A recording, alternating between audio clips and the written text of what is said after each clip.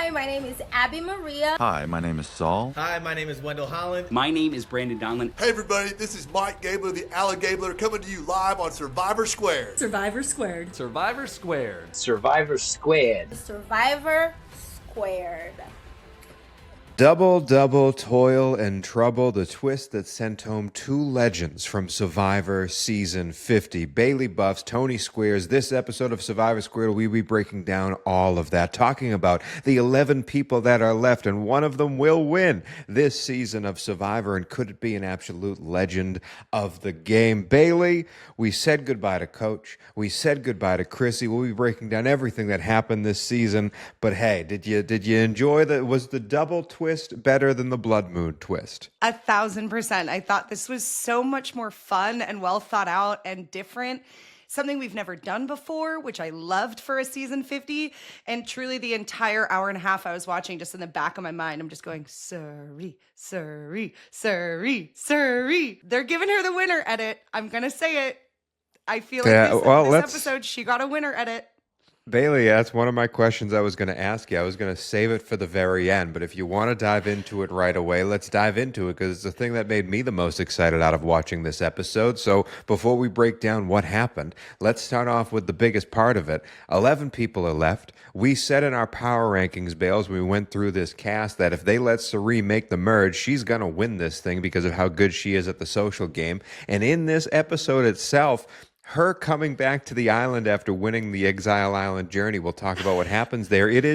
They're like a goddess has returned. So many people are like, thank God Cirie is here. So many people are looking for Cirie's guidance in how this game should go. And she directs them all to go Chrissy and Coach and make it an easy vote. She has everyone under her thumb on this season. So I ask you a two-part question. One, is Cirie going to win this effing thing? Or two, is she too powerful and too in front that eventually she's going to get cut out by someone who doesn't want to take her to the end? I think she has it. I really think Cirie has it. And here's why.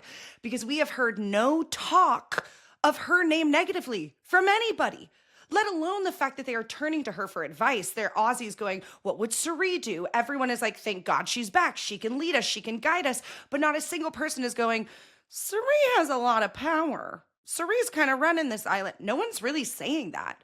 So I just think, again, that's how masterfully she is. She is at this game. She does things so under the radar, and she's so just like cool, calm, and collected all the time that I think she flies under the radar while literally manipulating and puppet mastering the entire island. I really think she has a chance, and I think the entire Survivor community, feel like I can speak for everyone when I say we would all be ecstatic. Ecstatic. Listen, Survivor, the show, has done a great job of showing us in the edit little breadcrumbs of a storyline. And this Cirie storyline arc in particular, it's been extremely fun to watch. It's been extremely uplifting the whole entire time. She failed the first immunity challenge. She could not get that, whatever that was, that rope swing thing around there. And they didn't vote her out. Instead went for Jenna, even though Cirie was a huge, and she was crying on camera, like all that emotion and stuff. And she's grown so much since that day. Her teaming up with Rizzo, and Ozzy of all people, making this Riz God, what is it? Was Cirie of Oz alliance. Like a polyamorous relationship with Ozzy and Rizzo, like she says, like she's had so much growth in this season alone. She says to camera in this episode, I come back to Survivor to test my limits and surprise myself and give myself the confidence that I can do things. We see the past lives of Cirie cut, where we go back to all of her seasons on Exile Island, when she's walking the tightrope on Game Changers, when she's taking the idol on Micronesia. Like, we see all these great Cirie moments, and this wonderful time on Exile where she finds this little phoenix coconut, which I thought was a great challenge. 2,000 coconuts on a beach. She has to find one in a time period. A great challenge, especially because if she loses, she does not lose her vote. Thank God we got rid of that. And then Cirie finds it, and it's such an uplifting moment. And then she comes back and has this, like, everyone regales her that Cirie's back on the beach. What I'm saying, Bailey, is with this edit, the way they've been giving it, I do believe it's Icarus flying too close to the sun. We still have 11 people to get through. We still have 8 people need to be eliminated. 7 of them need to be voted out. How can Cirie, who likely won't win an individual immunity, how can Cirie last that long when she's flying this high already? She's already had her moment in the sun. Well, I know we just got rid of Coach and Chrissy and that power alliance is gone, but you don't think these people are smart enough to look at Cirie and go, there's no way we can let her keep running this show? I think the way this edit's been telling this story, I think Cirie's close to being gone, Bailey. I just disagree because nothing has happened yet. I mean, they're so stupid to have not gotten her out already, and she's still there. So in my brain, it is like, I don't know if they have the awareness. You'd think it's the most obvious smack in the face thing of like, don't let Cirie make it this far. But yet they have.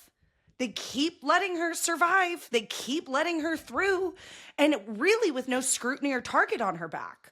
So yes, I hear you. And of course, it's Survivor. It can change in a second. We could come back next week and everyone goes, hold up, Cirie did all of that. We should put our eyesight on her. I understand that, of course. But it's truly just shocking to me that that hasn't happened yet. And she is still just, she manipulated. She did what Coach thought he did last week. That's what brings up my sights set on Cirie going home next, because what's been told to us over the past few weeks, D was the reason Colby went home. And then the next episode, D goes home. Coach is the reason D goes home. The next episode, Coach goes home. Cirie is the reason Coach and Chrissy went home. I'm just following the order and the sequence of events here. In like a second chance season where there was a voting blocks thing and everyone was amorphous and moving all over the place and I'm going to work with you this week and not work with you next week, we're kind of getting that vibe a little bit here now that we've pecked away at these power alliances. And I do think everyone, and Coach even says it, like, I need to make myself less of a target and come back down to earth, the alligator strategy. I think if you poke your head up once from the mountain, just like D did, just like Coach did, you're getting chopped off immediately. And I think Cirie just poked her head above the mountain. I think you're right, but I think the only thing that is a little different in your theory there is no one is mad or blindsided by Cirie like they were with Coach and D. Like, she got Steph and Joe to vote for Coach and Chrissy. Which is crazy. Yeah, we got to go through all that. Everyone but Jonathan. So it's like, who is her enemy? Jonathan, who's now sitting completely entirely by himself? Yeah. Okay, I'm not worried about that. Jonathan also keeps having these microaggression moments that I think people are really picking up on, that people are not wanting to work with him. He's a poor sport when he loses in challenges. He's not nice to his partner. He's snippy around camp. I mean, and don't get me wrong, I'm not trying to negate Jonathan's gameplay at all. He's a beast. I'm just saying I think people are catching on to it. So I think if it's take Jonathan's back or behind Cirie's back, people are still going to choose Cirie, even though they should go with Jonathan and get her out. I agree.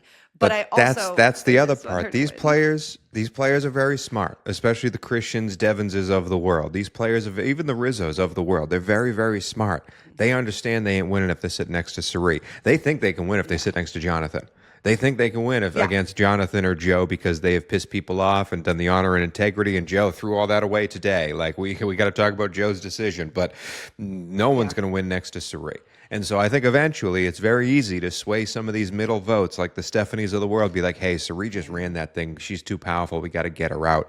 I wouldn't be surprised if she's the next one voted out. We're off base already. We're going all over the place. We're starting at the back and moving our way forward. But hey, if that's the way this episode of Survivor Squared goes, so be it. But let's jump into that vote, Bailey, because as you said, Cirie and everyone else get the whole world to vote on Coach and Chrissy, and they get sent home. The only different votes, Chrissy votes for Rizzo and Emily, stupidly, and then Jonathan holds true and votes for Devens and Aubrey. Joe and Stephanie, who are part of this Coach Chrissy alliance, and Joe specifically, who has said, I don't want to write Coach's name down based on principle. He is part of that, Coach is a number for me. I don't want to go against the grain. I gave him my word, this honor and integrity thing. When it comes to someone like Coach and when it comes to someone like Chrissy, if you break that bond, they're not going to vote for you in the jury. If Joe and Jonathan are sitting next to each other now in the final three, Joe ain't getting those votes because Joe wrote those names down. Jonathan can say, I never wrote that name down. I think it was a huge mistake by Joe and another excellent play by Jonathan. Well, no matter what Jonathan does, he's on the outs with the remaining 11 people there. His alliance members are going. There's no vote he can give right now that'll make everyone like Jonathan. No, he's already on the outs. You might as well go down with the ship. Joe, on the other hand, decides to placate the rest of them and go with Tiffany and vote for the others. Did you view that as a mistake, or do you think it'll get washed away? It doesn't really matter. No, I thought it was a giant mistake. I mean, you're playing this entire season with the same alliance, and again, self-proclaimed integrity and honor, and then you have one reward with Tiff, and now you're fully jumped ship, and now you're all about working with Tiff. It's like, that is this type of flipping, the flippancy that just like is not going to set you up for success if you ever make it to a final tribal. And that, coach is going to talk to other people, say Stephanie gets voted out, say Jonathan gets voted out. When they're at Ponderosa, coach is going to be like, nope, Joe's dead to me. Don't vote for Joe, And I mean, that's other politics that we don't see, obviously. But I do think Joe, specifically this episode, I just kind of went, what is he doing here? Like, I loved Joe in season 48. Mm-hmm. I adored him. He was one of my favorite players.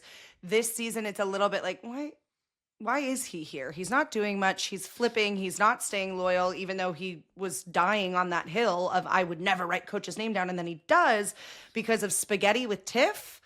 Like, I just don't really understand the mindset of it unless it really is just, there's no hindsight. There's no, foresight of his strategy. I think he really is just kind of rolling with the punches as they come, but that's not going to lead you to success. That's not going to lead you to a win, and it's certainly not going to lead you to jury votes. I think the thing that scared him and Stephanie was this fake idol, Chekhov's gun of an idol that Devens pulled out in the middle of Tribal, because Joe is very much talking about how he wants Devens out. It goes back to that original blow-up that they had, that Survivor kind of cut around, and we didn't get to see the full breadth of that argument, which is weird, knowing full well that Joe's still mentioning it weeks later. I'm surprised they didn't show us the full thing. But he, instead of writing Devens' name down and taking that chance, I believe he and Steph believed that Devens had an idol and was going to play it, so their votes were all for naught. But to me, just doing the math, like if you're looking around that's what confused me about this entire episode. The math wasn't mathing. Even if that coach alliance all stays together and Chrissy doesn't write Rizzo and Emily, even if they all write Devens and Aubrey, they're still losing 7-5. Or no, I'm sorry, 8-5. Like they still didn't have the numbers to get out the pairs that were there. No one was, unless they truly believed Christian was writing Devens' name down. Anyone who believes that's an idiot. If they believed Ozzy was right, like no one should have believed that anyone other than Chrissy and Coach were on the chopping block. So I bring all that up to say Joe doesn't write Devens' name down because of the fake idol. Stephanie doesn't write Devens' name down because of the fake idol. And Devens, in a fantastic TV moment, grabs that fake idol and causes chaos at Tribal. And Bailey, I think Devens misplayed his hand because I think Devens was worried. But at the same time, he did not need to pull that out right then and there. And now he has this fake idol burning a hole in his pocket, and that target is now directly on Devens of someone making moves at Survivor. So do you believe I'm wrong in that there was a real worry about who could go home, or do you believe Devens overplayed his hand? No, I think you did the numbers absolutely correct. I think the thing that was very shocking to me to learn was early on in this episode, and we're hearing the Zoom Alliance, Coach and Stephanie, everyone, they think Cirie and Ozzy are locked in with them. That was really the first I heard of that. I know that they know each other, obviously, from old era stuff, but I didn't think any part of them was like, oh yeah, Cirie and Ozzy are with us. So if you have that mindset, then yeah, they did have the numbers in their minds. And so if Devens is maybe on the fence about that or doesn't know where Cirie and Ozzy are because he's not super close with them, I understand that panic setting in. So I don't know if he overplayed his hand. I mean, I thought it was absolutely brilliant television. It was great. When he did great that. television. Oh my gosh. everyone's faces was, oh my God, it was so good. Even Christian just suddenly laughing in the corner while Devens does it was brilliant. And I thought the way he set it up too, of like, well, I got a clue and this, and I have to take it away from tribal. Like that was very, very smart. Like to think of those semantics around his idol. I don't know if I agree that he played his hand too soon. I don't know. The thing that makes me believe he did is Christian gave a confessional to camp. He was one of the ones. It was him and Ozzy, essentially, that gave a confessional saying, thank God Cirie is back on the island. And so if Christian is excited for Cirie to direct the vote, and Cirie would tell Christian who the vote's going for, Christian then needs to communicate that with Devens and Emily. Those are his confidants. So I assume Devens could be scared. Absolutely. It's Survivor. You never know what's going to happen. But I would assume Christian would tell Devens, nah, Cirie, we're all voting Coach and Chrissy. And Devens didn't need to go through with that. The second part of it is, I am surprised that Devens kept the idol, the fake idol, because again, we saw how Aubrey became a target because everyone knew she had an idol. Now Devens made the biggest play in the open of all time. Of course, he has the idol, this fake idol, whether people believe it or not. I think he should have blown it right then and there. And when Jeff asked, before I read the votes, does anyone have anything? And he just throws it in the fire. Like, that was fake. Like, just fully call the bluff right there, because now he essentially has to keep this lie going, and eventually that lie is going to unfold in front of everybody. I think it should have been a full circle moment in that tribal. The thing that bothers me about all of this with the idols is still the fact that no one gives a crap that Rizzo has one, but everyone cared that Aubrey has one. So will they care if Devens has one? Because no one's putting any scrutiny under Rizzo for it. So it's like, and they know about his idol play last season. We saw Chrissy talk about that, so they know what he Which did is with weird. the idol. Don't know how they know that. Like, in all logic, agreed. don't know how they've how that spent all info came season out. saying, we don't know who these 49 people are, and yet Chrissy is like, well, you heard he played all these idol tricks to the final four. Wait, who told you, Chrissy? Who told you that? Did Rizzo? Did Savannah before she got kicked out and we're only hearing about it weeks later? Yeah, I had the same thought, that I was like, where did she get a phone? Like, what the heck? But I do think there's something to be said about that. Like, I thought it was really weird. I know this is going back to last episode, but I thought it was really weird that everyone was so down Aubrey's throat for her idol, but no one was down anyone else's throat with an idol. It, like, I hate to say it, but it did feel a little sexist. Just to throw that out there. Not saying it was, but it felt a little bit like it. I am wondering, and I'm excited to talk to our guest that we're recording this weekend with. It'll be coming out on Monday. Very excited to talk to him about his opinion on this subject, because Chrissy now in her exit press is answering some questions, and I saw one come on before we recorded, and she kind of hinted to it during the episode last night, that she doesn't want these people in the middle floating to the end. Not on Survivor 50, she says. And she says in her exit press that she believes Rizzo is a guy who would make it to the final and be a 0-vote finalist, and that's what people assume he is at this point in the game. And so, when they want to force Aubrey's idol out, it's because they're scared of Aubrey. When they don't care about Rizzo and Ozzy's idol, it's because they want to sit next to Rizzo and Ozzy. They want to sit next to Rizzo and Ozzy and go, we let them keep an idol. They didn't care. So I want to know, what is the consensus of the people on the island of Rizzo? Because again, in 49, we did not get that. We did not get the jury talking about Rizzo. We did not get him at Final Tribal. They broke apart Sophie Bellardi. They broke apart Sage. They broke apart Savannah. All those gameplay, we got picked apart. We didn't get to see their thoughts on Rizzo and his gameplay and his throwing the idol up in the air. I want to know on 50 now if Chrissy already thinks this. And as you said, they force Aubrey's idol out, but they don't force Rizzo's. They allow this kid to keep it. And he's around being friends with everybody. He's playing the middle better than anyone. When they say we need to get the floaters out, who's a bigger floater than Rizzo right now? Do the people on 50 appreciate Rizzo's game? Or do they think he's just a kid who's happy to be there fanboying, literally fanboying? He says, Coach, you changed my life forever. And Emily flipping rolls her eyes afterwards. Like, he's out there fanboying. But do they respect his game? Or like Chrissy, who's again, you may agree with her or not agree with her. She's at least, big enough to say it live on air that they believe he's a 0-vote finalist. That's the only other side of the coin about this idol flushing or not flushing bales. What do you think? Are the viewers getting a different perspective of this? That's exactly what I was just going to say. I was like, I think the thing about Rizzo is you don't necessarily understand how much he is playing until you're watching the edit back, because so much of his game is held very close to himself. He's not making necessarily the biggest moves, but he's making very small strategic moves that are consistently helping him move forward. But I don't think you are going to see that unless it's from a viewer's standpoint. So I mean, it kind of makes sense that they're not threatened by Rizzo. That's why they're not worried about his idol. That's why it's not the enemy you don't know and we need to get him out. I don't think they're threatened by him because he's not a challenge beast and he is silly and goofy, but they're not seeing what we're seeing behind the scenes and the way that he is strategically somewhat manipulating these people, riding the middle really well. He even said it this episode. He's like, I don't want other people to ride the middle. Like, I want to get them out because I want the middle. That's where I want to be. Exactly. And so that's very smart. And it's interesting to hear Chrissy say that because I do think their perspective on him is warped in the moment. And I do think in hindsight, they'll watch this back. And if Rizzo's ever invited into a future season, maybe would be a much more target off the bat.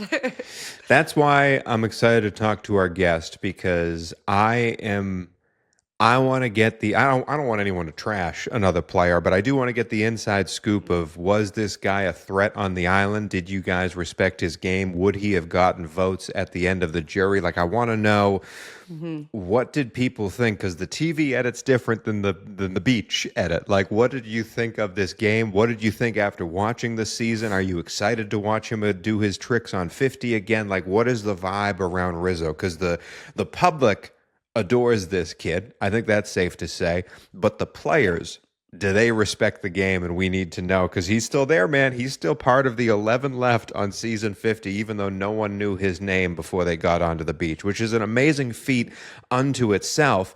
It's made a little bit less amazing if they're all like, this kid's a goat. This kid's Nora. Like, this kid's, it doesn't matter. Like, this kid, we're just going to drag him along to the end. But if he can sense that and use that to his advantage, then more power on him. Stay right in the middle. Stay feeling like you're a non-threat, knowing that you are a threat. Like, that's a great place. He's sitting pretty. It's a good place for him to be in. I would have loved to see Rizzo in the 49 tribal council against Sophie and Savannah. I've said that multiple times, because Rizzo, as we've seen in the confessionals, is an amazing talker. And I want to hear him explain his game in Rizzo ways. Like, I want to hear, because he knows the strategy, he knows Survivor, and he knows what he's doing. And I think, kind of like how Kyle did it with Camilla sitting in the jury, revealing what he was doing the whole time in Rizzo fashion would be absolute cinema. And I want to see it happen in some capacity in front of the others. But let's talk about the two people that were voted off. And we'll start with Chrissy, since we already brought her up. And as we get some of these bigger names getting kicked out of the game and getting voted out of the game, like when Dee made the jury, she's already won. Like, there's nothing Dee could have done on this season. She could have been the first boot, and we're still going to think of Dee the same way. And by the way, when she came in, welcome back, Dee, to the jury, stunning. Stunning.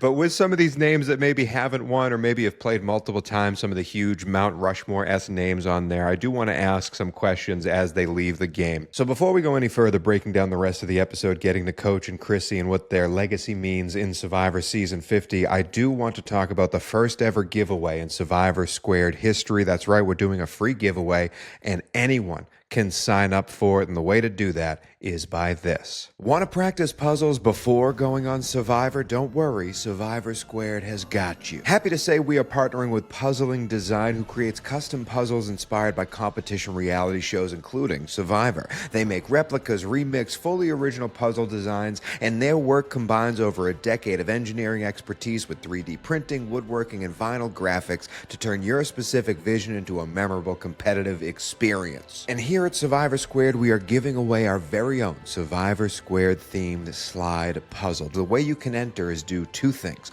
Number one, comment on the episode you are watching right now, whether it's on Spotify or YouTube, wherever you are, leave a comment and try to write something more than just hello. Make it engaging, have a conversation. And number two, subscribe to the YouTube channel. Even if you're listening to this podcast on an audio-only platform, subscribe to the YouTube channel. That's how I'm going to pick who the winner is. And we will be drawing the winner on our Season 50 finale podcast. That's when we will break down who wins this show, who wins this Survivor slide puzzle, and send it directly to you. But excited to do our first giveaway on the Survivor Squared podcast. Leave us a comment, subscribe to the YouTube channel, and you could be getting your very own slide puzzle. But now, back to the show. Let's start with Chrissy, who the last time we saw her was on season 35, had an amazing run where she kind of, Savannah in a way, mean girled her way to the top, won all these challenges, was running an alliance, probably would have won unanimously had it not been for Ben finding all of these idols, surviving fire making, doing everything he did to get to the end. And she still stole votes from Ben. It was a very fun final tribal. The legacy Chrissy left at the end of that season was one where it was like, that woman, whether you liked her or not, destroyed her season and probably had a great chance to win, one of the best players to never win. Now we see her on 50, and if I'm being honest, she's an afterthought in every capacity, in every level of the word, in every challenge, in every gameplay. The only real thing you can tip your hat to is when during the Camilla vote, she's out there, saying it's okay if you guys vote for me. And then in confessional is like, I'm not giving up. Wait a second. That was literally the only Chrissy moment from this season 50. Yeah. So I want to know, now that we've seen her again, was it enough to sort of tarnish the legacy that Chrissy had left? Are you going to always think about season 50 on the end of Chrissy's line here? Or did it not really matter in season 35, Chrissy is the Chrissy you'll always remember? I do think in my brain, I'm always going to remember Chrissy as season 35 Chrissy. And I will say, I think that's specifically so because I think 35 is part of her downfall for 50. I mean, she had a really, really tender, vulnerable moment early on in this season talking about basically the perception she got from online social media from her season of people not really necessarily perceiving her that well. And she's really well liked at home and all this stuff. And her being back on this island so quickly, falling back into that insecurity almost, that I feel like she's really let that insecurity affect her game negatively. And she's felt the need to almost have someone as a shield, as in coach, for her to just kind of hide behind, try to play the middle, not stir up things, not be too dramatic, don't be too much, Chrissy, And so I think that really got to her. And I think, again, we've talked about this, that's because of her past season. It's battling those inner demons, having those same ghosts come back. And so I think it was a little bit of a bummer because we know that she's capable of so much because we saw it, and it did feel like maybe the insecurity of the perception from that past season negatively affected her performance in this season. And I don't think Survivor did her any favors with her edit because, again, a lot of people are complaining about the edit and that their gameplay wasn't shown. The stuff that they were talking about wasn't shown. They're only showing they're painting these players in a certain light. And I get some people are mad about the way they're being painted. To me, Survivor 50 and the way people thought of Chrissy, like you said it on the last episode, Chrissy's not a threat to win this game. That should have never been the case. Like Chrissy and Charlie in particular came into this thing as like, should have won. Like you can't say their name without saying should have won at the end of their sentence. I believe Ben should have won, and I believe Kenzie should have won. But I'm just saying, like those two players in particular had huge cases on their original season. They got robbed, and both of them landed on this island and let those past demons get them, but also destroy them. And Chrissy, to me, this season 50, I will always remember as the end of Chrissy's game because season 35 defeated her twice. And it was a little disappointing. I was so excited to have her on this cast, and it was a little disappointing to see the way it played out because I believe it was a big old nothing burger, and I cannot say that about any of the 11 remaining. She was sort of the last nothing burger to get cut from the game. And that sucks. That should have never happened to the Chrissy from 35, who was never a nothing burger at all. You know what I mean? Mm-hmm. I completely agree. And I think, it's very important what you touched on too with also Charlie. We also spoke about that. I think it was Charlie's downfall. Both Charlie and Chrissy were their own downfalls because of the ghosts of their past. And it makes sense. It's so human, obviously, but it is such a bummer because it's like, y'all, we were all rooting for you. Like, we were all hoping you'd have your, like your arc, your hero arc where you'd come back and you win the season finally that you should have. And instead, they both let their insecurities and past traumas just like affect their game again. Yeah. Which again makes sense. It's very human, but it is disappointing from a viewer standpoint. I think so. And again, the 11 people that are left, we're going to have this legacy conversation every time they get voted out. And I'm excited for a few of them. Some of them, in my opinion, have already gone above and beyond where they were prior seasons. So I'm excited to have these conversations in a positive light. Don't worry. The next one, though, is we could do a whole hour-long podcast about this man's legacy. Because in this episode in particular, I believe he tied Jeff Probst with the most times an episode has been titled out of something they said on the episode. He is beating up everybody. There's like Ozzy and Rizzo also, who had like, I think 7 of them in one season. There's a chance some people could catch him, but Coach is up there at the top. Coach 4.0, the 4th time he's played on this game. Each time he has lasted a long, long time, made the jury on all 4 seasons, is now voted out around the same time he was voted out in Heroes versus Villains. He made it to the end in South Pacific. He made it to the final 5 in Token Teens and had to go out in the Martyr Approach, one of the best episodes of Survivor ever. And in this Coach 4.0, we saw all shades of Coach. He landed on this island, gave the first confessional out there saying, I'm a different man. I'm much more reserved. I'm much more laid back. I'm easygoing. Coach 4.0 isn't going to play like the old Coach. And then he, multiple times, he's coming back to the old Coach ways, and he says that the old Coach was back. I had to bring him out. I had to break glass in case of emergency. This, to me, cemented Coach's legacy in this game as truly, and the guy Abby Maria on this show said his ego's the size of a dragon's den. It's true, but there is no one on planet Earth quite like Coach Ben Wade, and we saw this play out in front of our eyes in glorious, pristine fashion. If this is the last time we see Coach on Survivor, other than the jury moments that we're getting, what a way to go out. He got absolutely everything that I wanted as a fan out of the Coach experience. I loved every minute of it, Bales. Oh, absolutely. I think whichever casting producer found him initially deserves a raise, deserves an award. Can we give him like a Lifetime Achievement Oscar or something, like that casting person? There has to be. Like, who found this man? Like, who... Like, because he's such a character.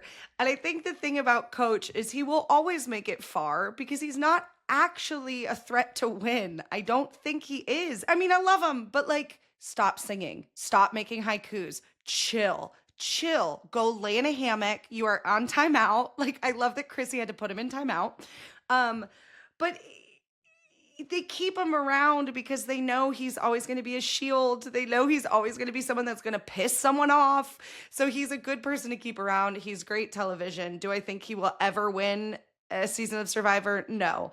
But would I happily invite him back on my television to play again? Absolutely. Even just following him on Instagram is immense joy and entertainment. Like, he's just a character, and I'm so thankful the world got to know him. Bailey, he is selling packages online. That was a rough way. He is selling a package online where you can purchase a Zoom call with Coach, but also he will give you your very own nickname in the Coach nickname. There's only 200 of these available. You get the nickname, you get Coach, a certificate of achievement, like, literally he's going to print it out. It'll get sent to you. You can frame it, put it on your wall, your very own Coach nickname. Do you want to guess how much this package costs? Is it like $400? It's close. It's about $1.99, $199 to get a nickname and a Zoom call with Coach. And you know what? People are buying them, Bales. People are buying them, Bales. Over half of them are sold out. Of course they are. Of course they are. It's absurd, but of course they are. He's truly himself, man. And when we had Wendell on this show, he said that Coach is Coach. There's no getting around it, and it's true. He is such a unique cat that watching him on TV be himself without a care to the world, like say the haikus, sing, do the Tai Chi, do everything you need to do, play the honor and integrity game, even though there's no honor and integrity. Him trying to tell Tiff that someone else he wanted to vote for Emily, not for Tiffany. Like, it was so perfectly funny. And then she asks him, well, who voted Tiffany? And he just looks away as if nothing will come of it. It's so perfect and so just absolutely what I wanted out of the coach experience here. I'm so happy he came back. I hope he had a blast. I can't wait to see him on the jury giving his little looks, and I can't wait to see him at Final Tribal say what he has to say, especially in an open forum. There's a chance Coach is the only one that talks during this Final Tribal. I'm so happy Coach 4.0 came back. I do believe it was time for him to go, because now we have 11 people truly vociferously fighting for this final crown, Bales. Out of the 11 people that are left, we talked about Cirie. I believe Cirie is the next person voted out. I truly, that's who I'm going to guess here. But out of these 11 people, Bales, who do you think is the next person to leave Survivor Season 50? I'm going to go with someone that we talked about who put a big target on their back as of last week and who has been talked about for many weeks. I think Rick Devens is in serious peril. I think he's in a lot of trouble. I think between him and Cirie, everyone could feel good about getting a big player out if either of those players went home. I hear you on that one. That would be tough to watch, but it also could be time for Devens, man. Like the Chekhov idol, it has been played, and that's kind of a last gasp effort of a play by Devens. And also, we still have yet to find the merge idol. Is it a Billie Eilish boomerang idol, or is it an idol you get to keep? We still have to deal with whatever Jimmy Fallon or Mr. Beast are doing on this season. There is still so much to come out from Survivor Season 50, and Bailey Buffs and Tony Squares will be breaking it down every single time. I'm excited for it. I know you're excited for it, but until then, we'll see you next week on Monday with a very special guest, and I'm enjoying the ride, Bale, so we'll see you later.